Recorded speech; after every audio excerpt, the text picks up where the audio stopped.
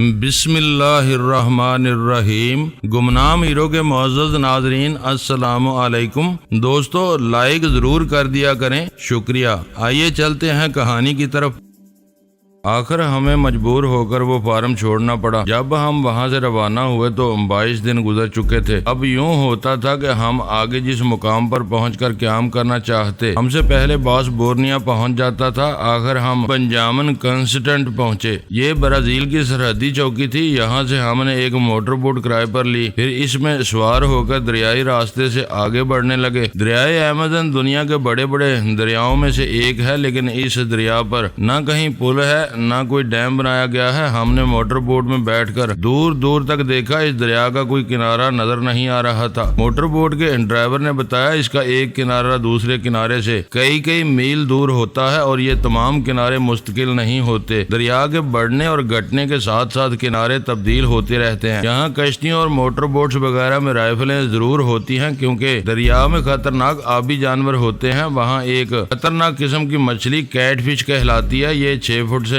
لے کر 9 فٹ تک لمبی ہوتی ہے۔ تیرنے والوں کو کھینچ کر دریا کی تہہ میں لے جاتی ہے۔ پھر تیرنے والوں کا سراغ اس وقت ملتا ہے جب ان کے جسم کی ہڈیاں ڈھانچے بن جاتے ہیں اور ہلکے پھلکے ہو کر پانی کی سطح پر آ کر تیرنے لگتے ہیں۔ 2 گھنٹے تک سفر جاری رہا۔ رات ہو رہی تھی اور ایسے میں سفر جاری رکھنا مناسب نہیں تھا، لہذا ہم ایک ساحلی بستی میں آ گئے۔ دریا کے کنارے ہی ایک چھوٹی سی جھونپڑی تھی جو ریسٹ ہاؤس کہلاتی تھی۔ ہمیں رات گزارنے کے لیے وہاں جگہ مل گئی۔ برازیل میں برائے نام شہر ہوتے ہیں اور برائے نام انسانی آبادیاں ہوتی ہیں۔ پورا علاقہ جنگلات اور دریاؤں پر مشتمل ہے۔ دن کی روشنی میں ہمیں دریائی سفر اچھا لگا تھا، مگر رات کو ساحل پر پہنچ کر احساس ہوا کہ ہم دنیا کے خطرناک ترین جنگلوں میں سے ایک جنگل میں پہنچ گئے ہیں۔ وہاں رات کی تاریکی میں کوئی انسان نظر نہیں آتا تھا۔ بندروں کی بہتات تھی۔ وہ ایک درخت سے دوسرے درخت کی طرف چھلانگیں لگاتے ہوئے اس قدر شور مچاتے تھے کہ ان کے ساتھ ساتھ درختوں کے پتے بھی شور مچانے لگتے تھے۔ پھر مینڈکوں، جھینگروں اور کیڑے مکوڑوں کی آوازیں صبح تک جاری رہتی تھی۔ میں نے جھونپڑی کے برآمدے سے دریا کی طرف دیکھا تو مجھے کتنی ہی سرخ بتیاں جلتی بجھتی نظر آئیں۔ میں نے حیرانی سے پوچھا یہ بتیاں کیسی ہیں جو جلتی بجھتی جا رہی ہیں؟ موٹر بوٹ کے ڈرائیور نے بتایا یہ گھڑیال اور مگرمچھ ہیں جو پانی میں ڈوبتے اور ابھرتے ہیں۔ ان کی سرخ آنکھیں رات کے وقت چمکتی ہیں۔ ان کے ڈوبنے ابھرنے سے یوں لگتا ہے جیسے سرخ بتیاں جلتی اور بجھتی جا رہی ہیں۔ اتنے میں رسونتی برآمدے میں آ گئی۔ میں نے فوراً ہی اس کا بازو تھام کر کہا اندر چلو، باہر صرف تاریکی ہے، کچھ نظر نہیں آ رہا تھا۔ میں اسے کمرے میں لے آیا، دروازے کو اندر سے بند کر لیا تاکہ وہ مگرمچھ وغیرہ کو دیکھ کر سہم نہ جائے۔ یوں بھی بندر ادھر سے ادھر اچھل رہے تھے۔ ہماری جھونپڑی کی چھت پر بھی جانے کتنے بندروں نے ڈیرا جما رکھا تھا۔ ہمارے گائیڈ نے تاکید کی تھی کہ ہم پوری طرح جوتے وغیرہ پہنے رہیں، کیونکہ یہاں زہریلے کیڑے مکوڑے ہوتے ہیں۔ سانپوں اور بچھوؤں کی تو کوئی بات ہی نہیں ہے، یہ تو ان کا پیدائشی مقام ہے۔ اس نے یہ بھی کہا تھا کہ یہاں راتوں کو شاید ہی کوئی اپنے گھر سے نکلتا ہو، کیونکہ یہاں ایک بہت ہی خطرناک قسم کا زہریلا سانپ ہوتا ہے جو جھاڑیوں میں چھپے رہنے کا عادی ہوتا ہے، اس لیے بش ماسٹر کہلاتا ہے۔ ان جھاڑیوں کے قریب سے گزرنے والا صحیح سلامت نہیں رہتا، اس پر یہ حملہ ضرور کرتا ہے۔ ہمارے گائیڈ نے اس جنگل کے متعلق جو دہشت ناک باتیں بتائیں وہ حرف پہ حرف درست تھیں۔ ان کا ثبوت اس طرح ملا کہ رات بھر کسی دشمن نے ہماری جھونپڑی کی طرف آنے کی جرات نہیں کی۔ سب کو اپنی اپنی جان کی فکر تھی۔ مجھے بھی ایسی کوئی پریشانی نہیں تھی کہ خیال خوانی میں زیادہ وقت صرف کرتا۔ شیبا نے معمول کے مطابق میرے پاس آ کر مجھے خیال خوانی کی نیند سلایا تھا، پھر میرے خوابیدہ دماغ کو اپنے قابو میں کر کے اسی طرح شیطانی زبان کے کچھ فکرے یاد کرائے تھے۔ اس کے بعد صبح میری بیداری کا وقت مقرر کر کے چلی گئی تھی۔ شیبا کی دوستی میرے لیے باعث رحمت بھی تھی اور باعث زحمت بھی۔ اس نے وقت مقررہ سے پہلے ہی مجھے اٹھا دیا۔ میں نے پوچھا کیا بات ہے؟ باس بورنیا آ رہا ہے۔ میں نے گھڑی دیکھتے ہوئے کہا تعجب ہے، تم رات کے 3 بجے بھی بورنیا کے دماغ میں تھی۔ میں کیا کروں، وہ اتنی دلچسپ جادوئی تماشے کرتا آ رہا ہے کہ میں سو نہ سکی۔ اب تو مجھے بھی جادو پر یقین آ گیا ہے۔ میں نے باس بورنیا کے دماغ میں پہنچ کر دیکھا، اس کے ساتھ تقریباً درجنوں افراد تھے۔ سب کے ہاتھوں میں مشلیں تھیں اور وہ رقص کرتے ہوئے گیت گاتے ہوئے آ رہے تھے۔ گیت اسی شیطانی زبان میں تھا اور اب میں یہ زبان بڑی حد تک سمجھ لیتا تھا۔ وہ گیت کی زبان سے جنگل کے زہریلے جانوروں کو مخاطب کر رہا تھا اور انہیں سمجھاتا جا رہا تھا۔ گیت کچھ یوں تھا: اے زہریلے سانپو، تم زہر اگلتے ہو جیسے شیطان زہر اگلتا ہے۔ تم سے اور شیطان سے عدلی دوستی ہے، اس دوستی کے ناطے ہمیں نقصان نہ پہنچاؤ، اور ہمارے 2 مہمانوں کو جو ساحل پر آ کر قیام کر رہے ہیں انہیں بھی نقصان نہ پہنچاؤ، ہم شیطان کے نام پر تم سے التجا کرتے ہیں۔ وہ ہاتھ میں مشلیں لیے اسی طرح رقص کرتے ہوئے آگے بڑھتے جا رہے تھے۔ اب گیت کا دوسرا بول یہ تھا: اے زہریلے کیڑے مکوڑوں، اے پانی سے نکل کر خشکی کی طرف آنے والے زہریلے جانوروں، تم بھی شیطان کی طرح انسانوں کو مارتے ہو، مگر وہ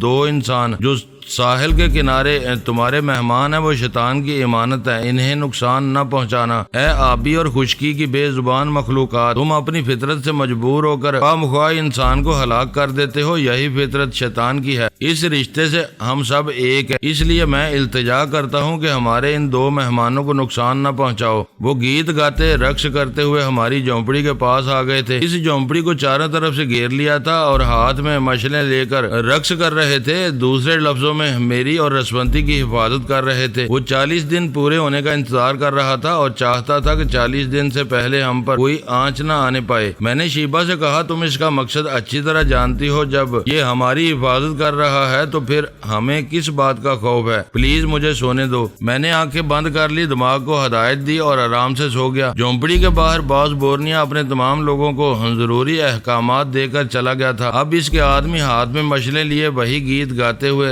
رقص کرتے رہے۔ صبح ہونے تک وہاں موجود رہے، لیکن جب میری آنکھ کھلی تو کافی دن نکل آیا تھا۔ وہاں کوئی نہیں تھا، صرف بجھی ہوئی مشلیں جھونپڑی کے چاروں طرف زمین میں گڑی ہوئی تھی، یعنی انہوں نے کالے جادو کے ذریعے زہریلے کیڑے مکوڑوں اور سانپوں کو ہماری طرف آنے سے روک دیا تھا۔ میرے لیے یہ بات مضحکہ خیز تھی، کیونکہ میرا ایمان ہے میری حفاظت صرف اور صرف میرا خدا کرتا ہے۔ ہم پھر موٹر بوٹ میں سوار ہوئے۔ ایسا 2 بار ہوا کہ ہمیں چاروں طرف سے گھیرنے والے دشمن ہمارے قریب نہیں آئے۔ جھیل لوری کوچا میں وحشی گھوڑوں نے قریب آنے سے باز رکھا تھا۔ پچھلی رات بھی دشمن زہریلے کیڑے مکوڑوں اور سانپوں کے خوف سے اپنی اپنی پناہ گاہ سے نہیں نکل سکے۔ میں نے خیال خوانی کے ذریعے معلوم کیا تو میرے آدمیوں نے بتایا ہم جس منزل کی طرف بڑھ رہے ہیں وہاں ہمارے دشمن پہلے ہی پہنچ گئے ہیں۔ میں نے چارلی کے دماغ میں پہنچ کر دی کلر کے متعلق معلوم کیا۔ چارلی ہمیشہ مجھ سے قریب رہتا تھا، کیونکہ میں نے مدام کمپیوٹر بن کر اسے حکم دیا تھا کہ وہ ڈاکٹر میکاکس کی بھی نگرانی کرتا رہے۔ پچھلی رات وہ بھی ہمارے قریب نہ آ سکا۔ دی کلر تو زخمی ہو گیا تھا، اس کی باقاعدہ مرہم پٹی ہو رہی تھی، اسے بھی ہماری اگلی منزل کی طرف پہنچا دیا گیا تھا۔ میں نے سلیمان جوگو کے دماغ میں جھانک کر دیکھا، مجھے امید تھی وہ راستہ روکے گا، میرے پہنچتے ہی سانس روک لے گا، لیکن ایسا نہ ہوا۔ ایک تو وہ زخموں سے چور تھا، دوسرے نیند کی دوا دی گئی تھی، اس لیے وہ بے سدھ پڑا ہوا تھا۔ میں نے اس کے خوابیدہ دماغ سے پوچھا تم کس پارٹی کے لیے کام کر رہے ہو؟ خوابیدہ دماغ نے جواب دیا یوں تو میں سبھی کے لیے کام کرتا ہوں، لیکن جب کسی طرف سے زیادہ معاوضہ ملتا ہے، زیادہ تحفظ ملتا ہے تو میں اسی طرف رخ پھیر لیتا ہوں۔ فی الحال تم نے کتنی پارٹیوں کو اپنی خدمات کا یقین دلایا ہے؟ ایک تو شیخ الفارس مجھے اپنا آدمی سمجھتے ہیں، وہ چاہتے ہیں میں دی کلر کو زندہ گرفتار کر کے ان کے پاس پہنچا دوں۔ یہ بہت ہی مشکل کام ہے، دی کلر کسی طرح چھپا کر یا کسی اور میک اپ میں نہیں لے جایا جا سکتا۔ کم وقت کے ہاتھ جو اتنے لمبے ہیں اور سر اتنا بڑا ہے کہ ہزاروں لاکھوں میں پہچان لیا جاتا ہے۔ میں نے پوچھا تم رسونتی کو کہاں پہنچانا چاہتے ہو؟ ماسٹر کی کے پاس، اس سے میرا معاہدہ ہو چکا ہے۔ کیا براہ راست ماسٹر کی سے رابطہ ہے؟ نہیں، براہ راست تو وہ کسی سے نہیں ملتا، میں رسونتی کو اس کے آدمیوں کے حوالے کر دوں گا۔ تم ابھی کہاں ہو؟ مجھے ماسٹر کی کے آدمیوں نے پناہ دے رکھی ہے، وہی میرا علاج کر رہے ہیں۔ کیا تمہارے آس پاس جتنے آدمی ہیں وہ سب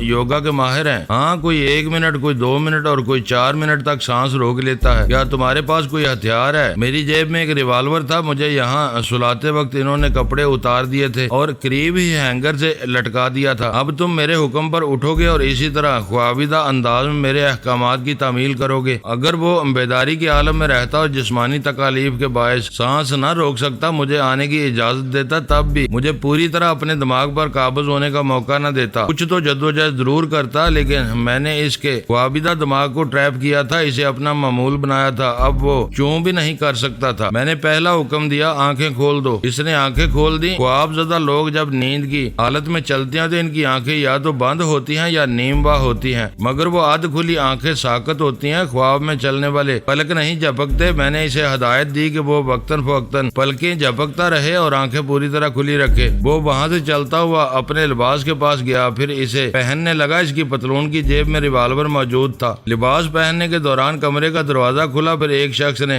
داخل ہو کر اسے دیکھتے ہوئے تعجب سے پوچھا ارے جو जोगो तुम लिबास पहनकर कहाँ जा रहे हो? मैंने इसकी जुबान से कहा, मेरा नाम सुलेमान जोगो है। मैं जख्म खाकर जख्मी शेर की तरह और खतरनाक बन सकता हूँ, मगर चूहे की तरह इस कमरे के पिंजरे में नहीं रह सकता। वो दरवाजे की तरफ बढ़ने लगा। आने वाले ने सामने पहुंचकर दोनों हाथ फैला दिए। नहीं जोगो, तुम्हारा इस हालत में कहीं जाना मुनासिब नहीं है। सुलेमान जोगो ने इसे एक तरफ हटा दिया। हालांकि वो कोई कमजोर नहीं था, अच्छा खासा ताकतवर जवान था, लेकिन सुलेमान अपना ही आदमी था, इससे टकराना मुनासिब नहीं समझता था। जैसे ही वो कमरे से निकला, बाहर 2-3 और सेहतमंद कद आवर जवान इसके आसपास आ गए। क्या बात है सुलेमान जोगो, इस हालत में कहाँ जाना चाहते हो? आज तक कोई मुझे एक हाथ मारकर नहीं जा सका, जबकि दी किलर ने मुझे इस हाल को पहुंचा दिया है। मैं इसे जिंदा नहीं छोड़ूंगा। कैसी बातें करते हो जोगो? तुमने भी तो दी किलर की वो बुरी हालत बनाई है कि वो बिस्तर से उठ नहीं सकेगा। दूसरे जवान ने कहा, हमारी ताजा तरीन मालूमात के मुताबिक वो बिस्तर पर जख्मी पड़ा है और नन्हे से बच्चे की तरह रो रहा है। ये इतला दुरुस्त है कि वो ख्वाब की हालत में रहता है या बिस्तर पर पड़ा रहता है तो बिल्कुल नन्हा सा बच्चा बन जाता है। इसके लिए खास तौर पर डॉक्टर और नर्सों का इंतजाम किया गया है जो इसकी देखभाल करते हैं। अब ये बात यकीनी होती जा रही है कि वो आदमी नहीं मशीन है।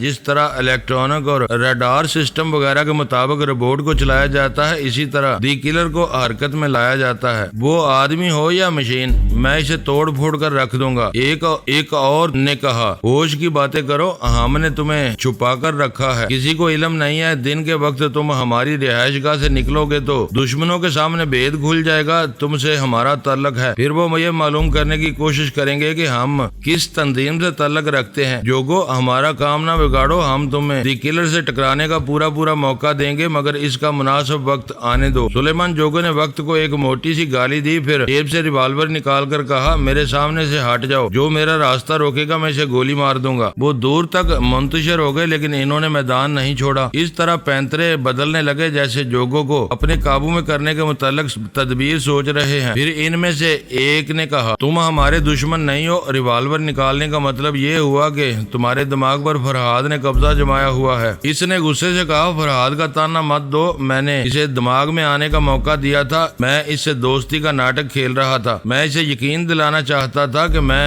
ही इसका और शेख अल-फारिस का खादम हूँ। इस वक्त वो फरहाद का बच्चा मेरे दिमाग में आकर हल्की सी सांस भी लेगा तो मुझे पता चल जाएगा। मैं ऐसा कहकर इन्हें यकीन दिलाना चाहता था कि फरहाद इसके दिमाग में मौजूद नहीं है। वो खुद ही अपने कमरे से निकल कर आया है और खुद ही रिवाल्वर निकालकर इन्हें धमकी दे रहा है। इनमें से एक ने कहा, हम नादान नहीं है, तुमसे पहले भी हमने फरहाद के तमाशे देखे हैं। जो भी जख्मी होता है वो सांस रोकने के काबिल नहीं रहता। इस वक्त तुम जख्मों से चूर हो, जिस्मानी तौर पर कमजोर हो, ज्यादा से ज्यादा 4-5 सेकंड तक सांस रोक सकते हो, इससे ज्यादा इसे आने से नहीं रोक सकोगे। और हम यकीन से कहते हैं इस वक्त इसने तुम्हारे दिमाग पर कब्जा जमाया हुआ है। अगर मैं फरहाद हूँ तो मेरे हाथ में रिवाल्वर है, मैं तुम में से 2-4 को तो हलाक कर सकता हूँ, मगर नतीजा क्या होगा? तुम लोग मुझे फरहाद समझकर हलाक कर दोगे। इस तरह हम एक दूसरे के हाथों मारे जाएंगे। मैं कहता हूँ मेरा रास्ता छोड़ दो, बल्कि मेरे साथ चलो। अगर सब नहीं चल सकते तो किसी एक को मेरे साथ रहना चाहिए ताकि वो मेरे लिए गाड़ी ड्राइव कर सके और मुझे दी किलर तक पहुंचा सके। इसी वक्त फोन की घंटी सुनाई दी। इनमें से एक ने टेलीफोन के करीब जाकर रिसीवर उठाया, फिर कान से लगाकर सुनने लगा। जो कुछ सुनता था इसके जवाब में हाँ हाँ कहता जाता था। फिर सामने खड़े हुए सुलेमान जोगो को भी देखता था। इसने यकबार की चौंक कर पूछा, क्या कह रहे हो? क्या ये सच है? क्या वाकई वो खत्म हो चुका है? वो इसी तरह रिसीवर कान से लगाए कुछ सुनता रहा। फिर इसने रिसीवर को रखते हुए कहा, सुलेमान जोगो, मुझे अफसोस है, तुम्हारी हसरत दिल ही में रह जाएगी। तुम कभी दी किलर को कत्ल नहीं कर सकोगे। मैंने जोगो की जुबान से गरजते हुए पूछा, क्या कह रहे हो? मैं आज ही इसे कत्ल करके दिखाऊंगा। अफसोस जोगो, वो मर चुका है। मैं एकदम से चौंक गया। फिर मैंने कहा, ये झूठ है, वो मेरे बगैर नहीं मर सकता, मैं ही इसे मारूंगा। हम इसकी तस्दीक भी करा देंगे। वहाँ जाकर फंसना ख्वामुखा नादानी है। मैं यकीन से कहता हूँ हमारा आदमी कभी गलत रिपोर्ट नहीं दे सकता। वो सच कह रहा है या झूठ, मैं नहीं जानता था। जानने के लिए जरूरी था कि सुलेमान जोगो के दिमाग को छोड़कर दी किलर के दिमाग में पहुंचकर इसकी जिंदगी और मौत की तस्दीक करता। लेकिन जोगो को एक लम्हे के लिए भी छोड़ने का मतलब ये होता कि इसकी हकीकत सामने आ जाती। वो ख्वाब की हालत में था, वहीं खड़े खड़े फर्श पर गिर पड़ता। अगर शीबा वहाँ मौजूद होती तो फौरन तस्दीक हो जाती। वो कहीं मसरूफ होगी। मेरे 2 आदावर पहाड़ जैसे दुश्मन थे, दोनों ही मुझे किसी वक्त भी जानी नुकसान पहुंचा सकते کرتے تھے۔ اگر میں ان سے کسی ایک کو ختم کر دیتا تو کم از کم ایک مصیبت ختم ہو جاتی، لیکن سلیمان جوگو نے اسلام قبول کیا تھا اور اس کی اسلامی زندگی کا صرف 1 برس گزرا تھا، جبکہ اکثر مسلمان ساری زندگی گزارنے کے باوجود سچے مسلمان نہیں ہوتے، وہ بھی جھوٹے، دغا باز اور قاتل ہوتے ہیں۔ تو پھر میں سلیمان جوگو کو کس بات کی سزا دیتا؟ میرا دینی فرض یہ تھا کہ میں اسے زیادہ سے زیادہ اسلامی طور پر زندگی گزارنے کا موقع دوں اور کوشش کروں کہ وہ راہ راست پر آ جائے۔ اگر میرے سمجھانے کے باوجود وہ بدترین دشمن ثابت ہوگا تو پھر دیکھا جائے گا۔ میں نے سلیمان کے ذریعے دی کلر کی موت پر یقین کرتے ہوئے جھنجھلاہٹ کا مظاہرہ کیا۔ اس نے اپنا ریوالور فرش پر غصے سے پٹک دیا، پھر غصے سے کہا، لعنت ہے میری تقدیر پر، ایک شخص نے مجھے اتنا زخمی کیا اور میرے ہاتھوں مرنے سے پہلے ہی مر گیا۔ وہ غصے سے پاؤں پٹکتا ہوا اپنے کمرے میں چلا گیا، بستر پر بیٹھ کر جوتے اتار کر ایک طرف پھینکنے لگا، پھر اس نے جرابیں اتار دی، اس کے بعد لباس اتار کر ایک طرف پھینک دیا۔ اس کے ساتھی جوان دروازے پر کھڑے دیکھ رہے تھے، پھر اس نے گھرا کر کہا، کیا دیکھ رہے ہو، جاؤ یہاں سے، مجھے سونے دو۔ ایک نے آگے بڑھ کر کہا، جوگو میں تمہارا ڈاکٹر ہوں، تمہارے زخموں کا علاج کر رہا ہوں، میں تمہیں نیند کی دوا دی تھی، مگر تم جیسے ڈیل ڈول کے آدمی ہو اور جیسی توانائی رکھتے ہو وہ گولیاں تمہارے لیے ناکافی ثابت ہوئی، لہذا یہ 2 گولیاں اور کھا لو۔ اس نے 2 گولیاں لی، انہیں منہ میں ڈالا، پھر پانی پی کر ایک طرف گلاس کو پھینکتے ہوئے کہا، اب جاؤ، مجھے ڈسٹرب نہ کرو، سونے دو۔ ڈاکٹر نے ان سب کو جانے کے لیے کہا، پھر خود بھی باہر نکل کر دروازے کو بند کر دیا۔ سلیمان بستر پر لیٹ گیا، ان 2 گولیوں کا بھی اثر ہو رہا تھا، لیکن ٹیلی پیتھی نے اس اثر کو روک رکھا تھا۔ میں نے اس کے دماغ کو ہدایت دی، سلیمان جوگو، جب تم نیند سے بیدار ہوگے تو اس بات کو تسلیم کرو گے کہ تم نیند کے دوران غصے میں اٹھے تھے اور لباس پہن کر اور ریوالور لے کر دی کلر کو مارنے کے لیے جا رہے تھے، لیکن اس کی موت کی خبر سن کر مجبوراً اپنے بستر پر آ کر سو گئے تھے۔ اس کے دماغ نے وعدہ کیا کہ وہ یہ ساری باتیں یاد رکھے گا اور بیداری کے بعد دی کلر کے متعلق تصدیق کرے گا کہ وہ زندہ ہے یا واقعی مر چکا ہے۔ سلیمان جوگو نے دی کلر کو قتل کرنے کے لیے اپنے کمرے سے نکل کر دوسرے کمرے میں پہنچ کر اپنے تمام ساتھیوں کے درمیان رہ کر جو کچھ گفتگو کی تھی اور جو کچھ اس کے دماغ میں پیش آیا تھا، میں نے وہ ساری باتیں اس کے ذہن نشین کرا دی تھی۔ اب وہ بیداری کے بعد انکار نہیں کر سکتا تھا کہ وہ دی کلر کو قتل کرنے کے لیے جانا چاہتا تھا۔ اس طرف سے مطمئن ہو کر میں نے خیال خوانی کی پرواز کی اور دی کلر کے دماغ میں پہنچ گیا۔ پہنچنے کا مطلب یہ تھا کہ وہ زندہ تھا اور سلیمان کو دھوکہ دیا گیا تھا۔ سوال یہ تھا کہ انہوں نے اپنے ہی آدمی سے جھوٹ کیوں کہا؟ اس کے 2 جواب تھے، ایک تو یہ کہ وہ سلیمان کو زخمی حالت میں وہاں جانے کی اجازت نہیں دینا چاہتے تھے، جب وہ سیدھی طرح باز نہیں آ رہا تھا تو جھوٹ بول کر فی الحال روک دیا تھا۔ دوسری بات یہ کہ وہ مجھے آزمانا چاہتے تھے، اگر میں اس کے دماغ میں موجود ہوں دی کلر کی موت کا ذکر سن کر چونک جاؤں گا اور خود فوراً تصدیق کے لیے اس کی طرف پرواز کروں گا، جس کے نتیجے میں سلیمان جوگو چند لمحوں کے لیے میری گرفت سے نکل جائے گا اور حقیقت کھل جائے گی۔ بے شک ماسٹر کی سے تعلق رکھنے والے جوان ذہین بھی تھے، دلیر بھی تھے اور یوگا کے فن میں مہارت بھی رکھتے تھے۔ انہوں نے مجھے چکر دینے کی بڑی کامیاب کوشش کی تھی۔ اگر میں ذرا بھی چوک جاتا تو وہ مجھے سلیمان جوگو کے اندر سے ڈھونڈ نکالتے۔ وہ اس سلسلے میں ناکام رہے، لیکن کامیابی یوں ہوئی کہ انہوں نے جوگو کو میرا اعلی کار بننے سے روک دیا اور مجھے بھی مجبور کر دیا کہ میں اس کا پیچھا چھوڑ دوں۔ میں نے دی کلر کے پاس پہنچ کر دیکھا اس کا بھی علاج ہو رہا تھا، وہ بھی بری طرح زخمی تھا، بلکہ سلیمان جوگو سے زیادہ زخمی تھا، یعنی اس کے مقابلے میں سلیمان کافی زبردست تھا۔ اگر ان کا مقابلہ ذرا دیر اور جاری رہتا تو دی کلر وہیں ختم ہو چکا ہوتا۔ میں دماغی طور پر موٹر بوٹ میں حاضر ہو کر دی کلر کے متعلق سوچنے لگا۔ ہمارے چاروں طرف پانی ہی پانی تھا، کہیں کنارہ نظر نہیں آتا تھا۔ ہمارے گائیڈ نے بتایا کہ 1 گھنٹے تک ہم یہاں کے بڑے ساحلی شہر ایٹوز پہنچ جائیں گے۔ رسونتی ایک طرف سمٹی ہوئی سو رہی تھی۔ پچھلی رات بھی میں نے اسے ٹیلی پیتھی کی نیند سلایا تھا۔ موٹر بوٹ میں سفر کرنے کے دوران وہ مجھے کبھی خیال خوانی کرنے نہ دیتی۔ بہرحال میں نے دی کلر کے متعلق سنجیدگی سے غور کرنا شروع کیا۔ اگر اس کے دماغ کو کمپیوٹر کے ذریعے کنٹرول کیا جاتا ہے تو دی کلر زبان سے بولتا کیسے ہے؟ دنیا کی کوئی بھی زبان ہو، وہ اسے کیسے سمجھتا ہے اور کیسے ادا کرتا ہے، جبکہ وہ دماغی طور پر ایک ننھا سا بچہ ہے۔ بہت سوچنے کے بعد یہی سمجھ آ رہا تھا کہ اس کے دماغ میں صرف کمپیوٹر کا ریسیور نہیں ہے، کوئی ایسا آلہ بھی ہے جو اسے معقول باتیں کرنا سکھاتا ہے، جیسے ہمارا دماغ ہمیں بر وقت کوئی صحیح اور مناسب بات کرنے کے لیے کہتا ہے اور ہم پلک جھپکنے سے پہلے ہی وہ بات زبان سے کہہ جاتے ہیں۔ اسی طرح کوئی آلہ اسے انگریزی زبان میں معقول اور مناسب بات کہنے کا حکم دیتا ہے، وہ فوراً ہی اسے زبان سے ادا کر دیتا ہے۔ ایک سوال اور پیدا ہوا، اگر کوئی آلہ ہے اور انگریزی زبان میں کوئی اسے ہدایت دیتا ہے تو ہدایت دینے والے کا لب و لہجہ بھی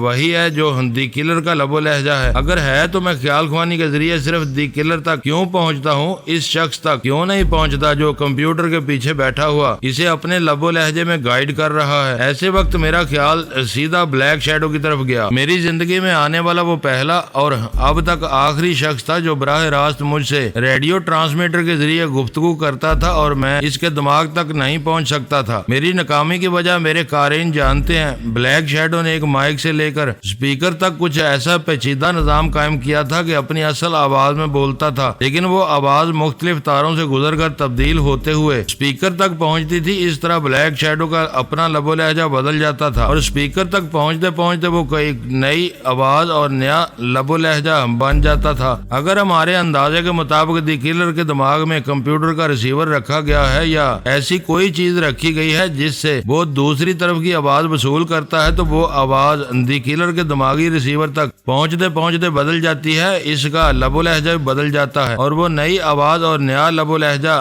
دی کلر کا بن چکا ہے۔ اسی لیے میں صرف دی کلر کے دماغ تک پہنچ سکتا ہوں اور اصل میں جو بول رہا ہے وہ دور کہیں کمپیوٹر کے پیچھے بیٹھا ہوا ہے، اور وہ جو کوئی بھی بول رہا ہے وہ یا تو بلیک شیڈو ہے یا بلیک شیڈو کی ٹیکنیک سے کام لے رہا ہے۔ یہ سب جانتے ہیں کہ بلیک شیڈو تک پہنچنے کے لیے میں نے کتنے پاپڑ بیلے تھے۔ اسے گرفتار کیا تھا اور فرانسیسی حکومت کے حوالے کر دیا تھا۔ وہ ایسا ہنرمند تھا کہ جس سے دنیا کی تمام خطرناک تنظیمیں فائدہ اٹھا سکتی تھی۔ میں جانتا تھا وہ زیادہ عرصے تک جیل میں نہیں رہ سکے گا، کوئی نہ کوئی اسے اغوا کر کے لے جائے گا۔ میں نے سوچا تھا جب بھی مجھے فرصت ملے گی میں پھر اس کے دماغ میں جاؤں گا اور اسے اپنے کنٹرول میں رکھنے کی کوشش کروں گا، لیکن میرے حالات مجھے اپنے ہی متعلق زیادہ سوچنے کا موقع نہیں دیتے۔ میں نے رفتہ رفتہ بلیک شیڈو کو بلا ہی دیا تھا۔ دی کلر کے کیس نے اس کی یاد تازہ کر دی۔ میں نے آنکھیں بند کی، اس کی آواز اور اس کے لب و لہجے کو یاد کیا، پھر آنکھیں کھول دیں۔ یاد نہیں آ رہا تھا جسے اتنے عرصے تک فراموش کر رکھا تھا، بھلا اس کا لب و لہجہ کیسے یاد آتا۔ میں تھوڑی دیر تک چپ چاپ بیٹھا دریا کی لہروں کو دیکھتا رہا۔ اب ایک طرف ساحل نظر آ رہا تھا۔ ساحل کیا تھا؟ دور تک جنگل ہی جنگل تھا اور اس جنگل میں بھی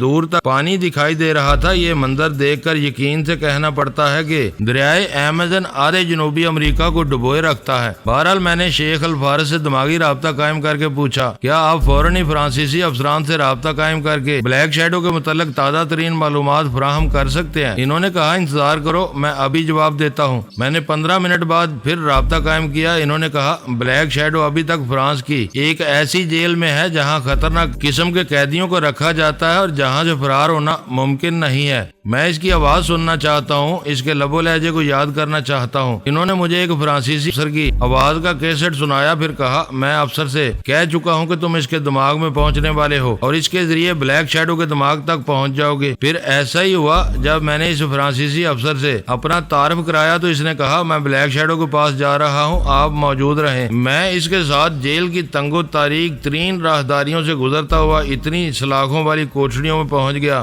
افسر نے بلیک شیڈو کو مخاطب کیا، پھر اس سے سوالات کیے۔ اس نے افسر کو بڑے غصے سے جواب دیا اور کہا یہ غیر انسانی سلوک ہے، میرا جرم اتنا بڑا نہیں ہے کہ مجھے کال کوٹڑی میں رکھا جائے۔ میں نے کہا میں اس کی آواز اور لب و لہجہ سن چکا ہوں، آپ واپس جائیں، میں ابھی آپ سے رابطہ قائم کرتا ہوں۔ یہ کہتے ہی میں بلیک شیڈو کے دماغ میں پہنچ گیا، پھر اس کے دماغ کو چپکے چپکے خریدنے لگا۔ اس کے بعد آفیسر سے آ کر کہا مسٹر، مجھے افسوس کے ساتھ کہنا پڑتا ہے کہ اصلی مجرم آپ کی حراست میں نہیں ہے، اسے آپ بلیک شیڈو سمجھ رہے ہیں وہ نقلی ہے۔ اپنی کرسی سے اچھل کر کھڑا ہو گیا، کہنے لگا جناب آپ کیا کہہ رہے ہیں؟ مجھے یقین نہیں آ سکتا۔ آپ کو یہ نہیں بولنا چاہیے کہ فرحاد سے گفتگو کر رہے ہیں۔ آپ کال کوٹڑی میں جا کر قیدیوں کو دیکھتے ہیں، میں ان کے دماغوں میں جا کر انہیں دیکھتا ہوں۔ اس نے سنبھل کر کہا میں معافی چاہتا ہوں، میرا مطلب یہ نہیں تھا کہ میں آپ کو جھوٹا سمجھ رہا ہوں۔ میں ابھی اعلیٰ افسران سے رابطہ قائم کرتا ہوں، اسے کوٹڑی سے نکال کر پوری طرح چیک کیا جائے گا، اس کے چہرے اور اس کی جسمانی ساخت کو مد نظر رکھ کر بھی تصدیق کی جائے گی۔ میں نے کہا وہ یا تو عارضی میک اپ میں ہو سکتا ہے، ماسک میک اپ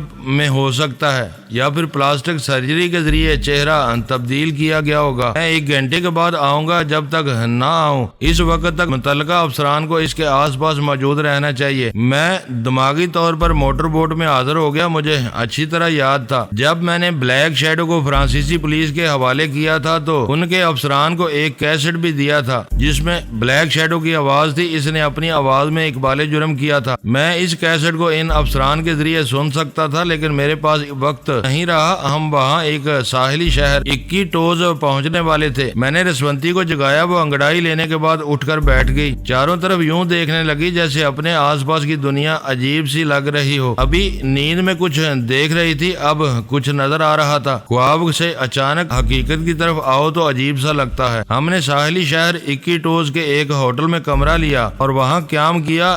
اس شہر کی آبادی میں دوستوں اور دشمنوں کی تمیز کرنا مشکل تھا۔ ہوٹل میں بھی کتنے ہی مسافر ہمارے دشمن ہوں گے۔ کمرے میں پہنچتے ہی میں باتھ روم کی طرف جانے لگا۔ رسونتی نے دروازے کے پاس پہنچ کر میرا راستہ روکتے ہوئے کہا، اے تم باتھ روم میں جا رہے ہو، پھر 2 گھنٹے بعد یہاں سے نکلو گے، کیا تمہیں باتھ روم میں سونے کی عادت ہو گئی ہے؟ میں نے اس کے شانے پر ہاتھ رکھ کر کہا، میں تمہیں بتا چکا ہوں، تمہارا فرہاد مجھ سے ضروری باتیں کرتا ہے، اس لیے مجھے دیر ہو جاتی ہے۔ کیا فرہاد کو بھی باتھ روم میں زندگی گزارنے کی عادت ہے؟ مجھے ہنسی آ گئی۔ میں نے اسے تھپکتے ہوئے کہا، اچھا میں وعدہ کرتا ہوں 15 منٹ میں واپس آ جاؤں گا۔ اس نے راستہ چھوڑ دیا۔ میں نے اندر پہنچ کر دروازے کو بند کرتے ہوئے خصوصی افسر کے دماغ میں چھلانگ لگائی۔ وہ لوگ ایک کمرے میں اس شخص کو اپنے درمیان ایک کرسی پر بٹھائے ہوئے تھے جو اپنے آپ کو بلیک شیڈو کہتا تھا۔ میرے مخاطب کرتے ہی ایک افسر نے کہا، جناب فرہاد صاحب، ہم نے اس کی ہسٹری شیٹ پڑھی ہے، اس کے مطابق اس کی شناخت کی ہے، یہ واقعی فراڈ ہے، اصل بلیک شیڈو ہماری حراست سے نکل چکا ہے۔ ہمیں حیرانی ہے وہ کب نکلا۔ یہ شخص جو ہمارے سامنے بیٹھا ہوا ہے کچھ اگلنے کے لیے تیار نہیں ہے۔ میں اس کی آواز اور لب و لہجہ سن چکا تھا۔ میں نے اس کے دماغ میں پہنچتے ہی کچھ کہے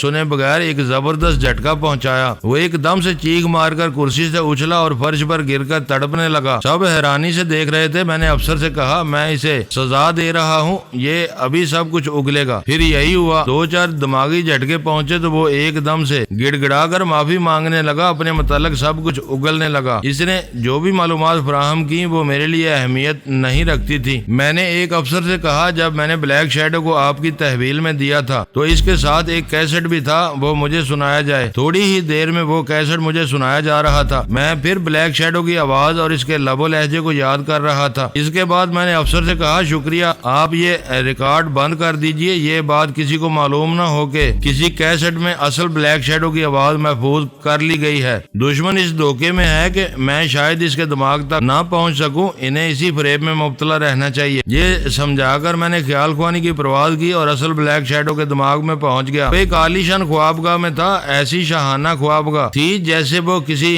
بہت بڑے ملک کا خود مختار حکمراں ہو۔ خوبصورت کنیزیں اس کی خدمت کے لیے آ رہی تھی جا رہی تھی، ہمیشہ حبشی غلام اس کے حکم کی تعمیل میں مصروف تھے۔ وہاں دنیا کی ہر چیز میسر تھی، اس کے پاس چراغ الادین نہیں تھا۔ اس کے باوجود جو حکم دیتا تھا وہ کمرے میں حاضر ہو جاتا تھا، لیکن ایک مجبوری تھی اور وہ یہ کہ وہ اس کمرے سے باہر قدم نہیں رکھ سکتا تھا۔ وہ ایک قیدی تھا، چونکہ بہت بڑا سائنسدان تھا، صدیوں کی گمشدہ آوازوں پر ریسرچ کر رہا تھا اور اس دعوے کو درست ثابت کرنے کی کوشش کر رہا تھا۔ ایک دن سائنسدان صدیوں کی گمشدہ آوازوں کو دوبارہ ریکارڈ کر لیں گے اور ہم اپنے دادا پردادا اور ان کے بھی دادا پردادا کی آوازیں صاف طور پر ریکارڈنگ مشین کے ذریعے سن سکیں گے۔ بہرحال اس سائنسدان نے آواز کو مائک سے لے کر اسپیکر تک پہنچانے کے دوران تبدیل کرنے کا جو تجربہ کیا تھا وہ بڑا کامیاب رہا۔ اس ٹیکنیک کے ذریعے ٹیلی پیتھی سے محفوظ رہا جا سکتا تھا، اسی لیے اسے قیدی بنانے کے باوجود اتنے شاہانہ انداز میں رکھا گیا تھا۔ میری خیال خوانی کا سلسلہ ٹوٹ گیا۔ دروازے پر دستک ہو رہی تھی۔ رسونتی نے پوچھا،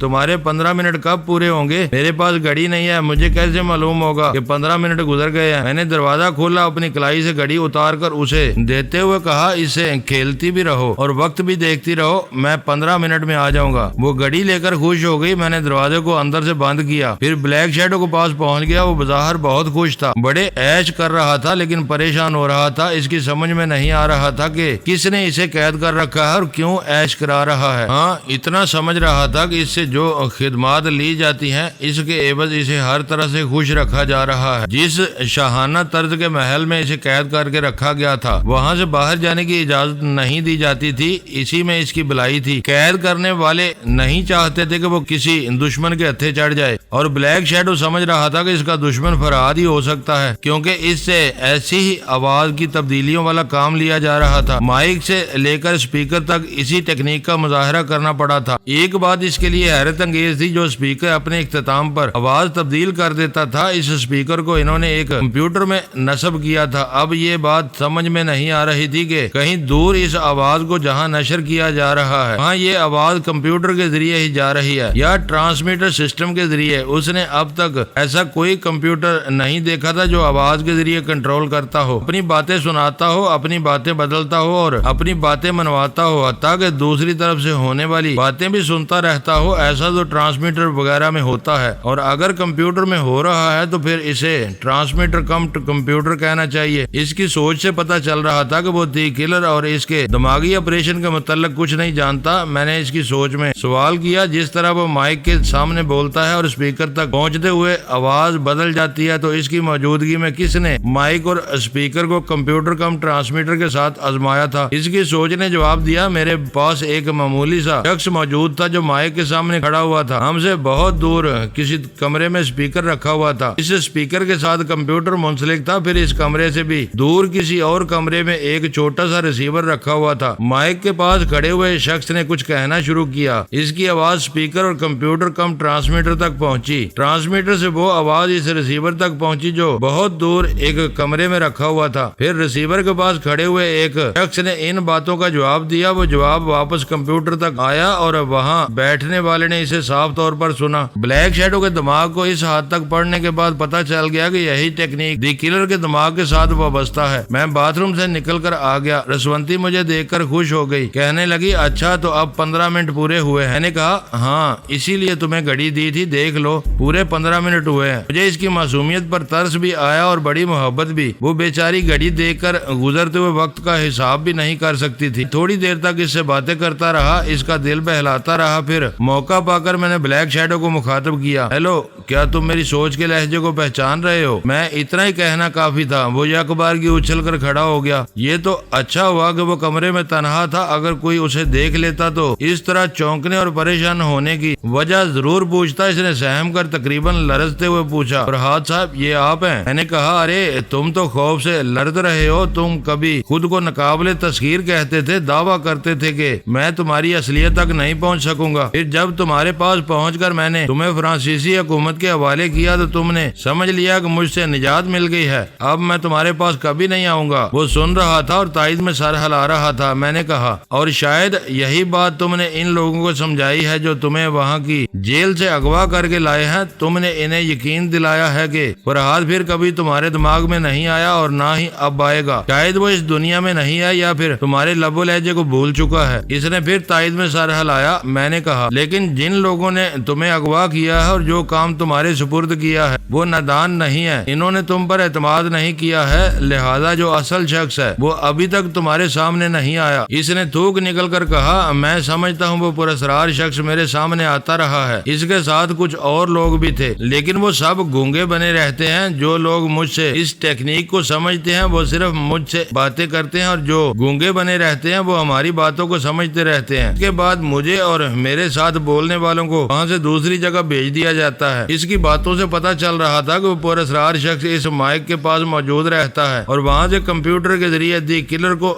ضروری ہدایت دیتا ہے۔ اس کے ساتھ 2-4 شخص ہوتے ہیں، ان میں یقیناً کوئی زبردست فائٹر ہوگا جو اس مائک کے ذریعے لڑنے کی ہدایت کرتا ہوگا، اپنے داؤ پیج استعمال کراتا ہوگا، اور وہ داؤ پیج اس کمپیوٹر کم ٹرانسمیٹر کے ذریعے دی کلر تک پہنچتے ہیں اور اس طرح دی کلر اپنے مخالف سے لڑتا ہے۔ میں کمپیوٹر کم ٹرانسمیٹر اور دی کلر کے سلسلے میں زیادہ تفصیل بیان کرنا نہیں چاہتا، شاید میرے پڑھنے والے ذہنی طور پر الجھ جائیں۔ ان تمام معلومات کے نتیجے میں جو بات واضح طور پر نظر آئی وہ یہ کہ اس مائک کے سامنے وہ پراسرار شخص یقیناً بولتا ہے۔ اگر میں کسی طرح اس کے اصل لب و لہجے تک پہنچ جاؤں تو پھر وہ میری مٹھی میں ہوگا۔